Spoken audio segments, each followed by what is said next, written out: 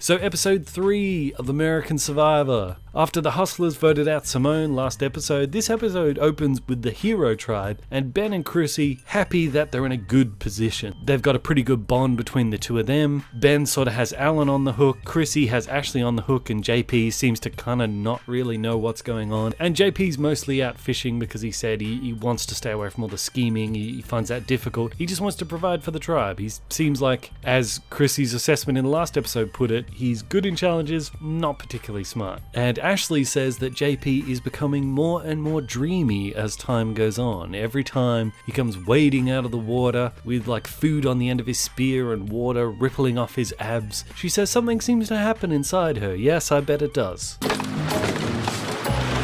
a good size, JP. That's what she said.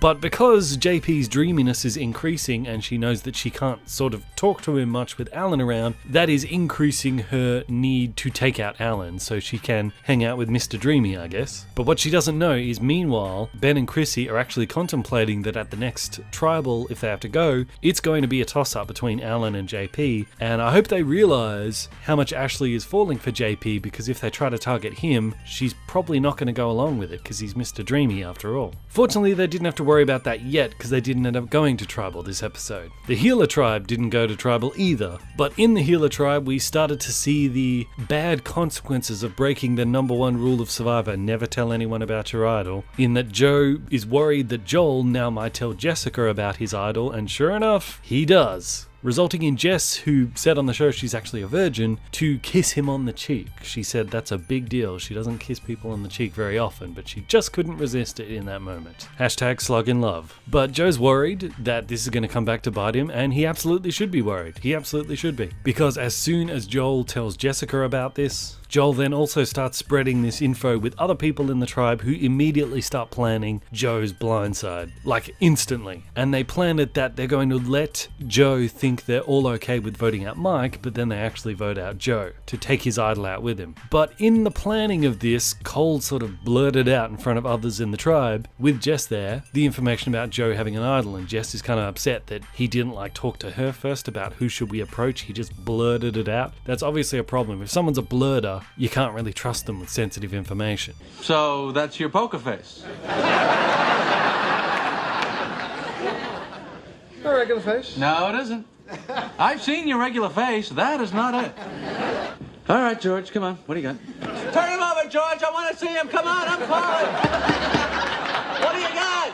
Barry Fogel never had cancer! So Jess is going to have to keep her eye on Cole and make sure she's careful about what information she gives him too. But this plan to blindside Joe didn't materialize because they didn't end up going to tribal either. It was the Hustler Tribe who did. And the start of this episode showed us Ryan doing his best Luke from Australian Survivor impression of trying on Simone's clothes. We'll remember that was Luke's thing. But it was pretty hilarious when Ryan was saying about all the extra clothes she left behind are really useful for them, and then he said, finally Simone's showing her worth in some capacity.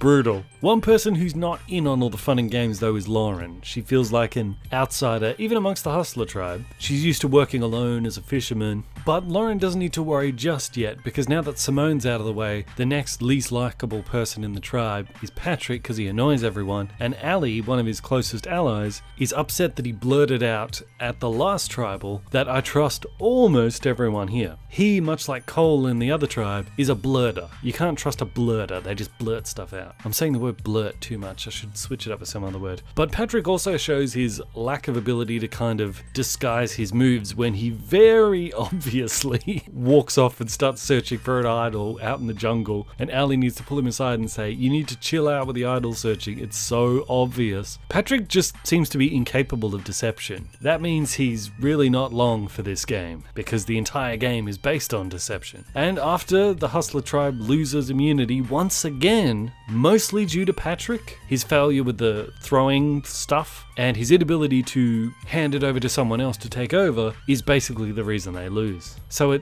comes down to Patrick versus Lauren. Now Patrick is satisfied that Ryan, Devin and Ali are all with him, so he thinks, I'm going to go talk to Lauren just to kind of make her feel like she's safe. And he achieves the exact opposite, because he is so bad at deception that she immediately is like, why do you have that horrible grin on your face? Like, that's the worst worst poker face I've ever seen. So when it came time for tribal, Patrick's failure at the challenge, combined with his failure to keep his mouth shut and not blurt out stupid things. Well, you're as pretty as any of them. Just need a nose job.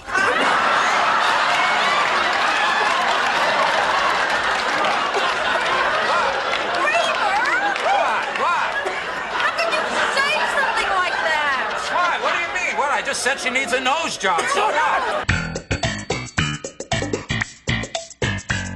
And his failure to play the deceptive part of the game, all those things accumulate, and he gets voted out unanimously, just like Simone before him. And I think the lesson to learn from his destruction is the same as from Simone's in last episode. If you can't be useful, be likable. Last episode, he was not liked by everybody, but he was considered useful. This episode, he proved himself not to be useful in challenges, and neither was he liked by everyone in the tribe, so that's bad news for him. If you can't be useful, be likable. And poor old Patrick, he seemed genuinely hurt by the betrayal of all of his friends, if you want to call them that. There are no friends in Survivor, but Patrick seemed to think there are friends in Survivor. Like I said, he just doesn't seem to be capable of deception. I think Patrick is just not built for this game. I mean, he's great to watch. He was an amazing character. He's someone you would want to know in real life, because he's obviously trustworthy and honest and never lies, and he would be incapable of lying anyway. So he's definitely someone you want to know in real life, but wasn't built for Survivor, because Survivor is deception and betrayal. Layers and layers of deception and betrayal, all built up on top of each other. So Patrick, I'm sorry to see you go. You're a great character, but it is what it is. So thanks for watching, guys. I am Bandit. This is Bandit Strategy. Until next time, I will see you guys in the comments.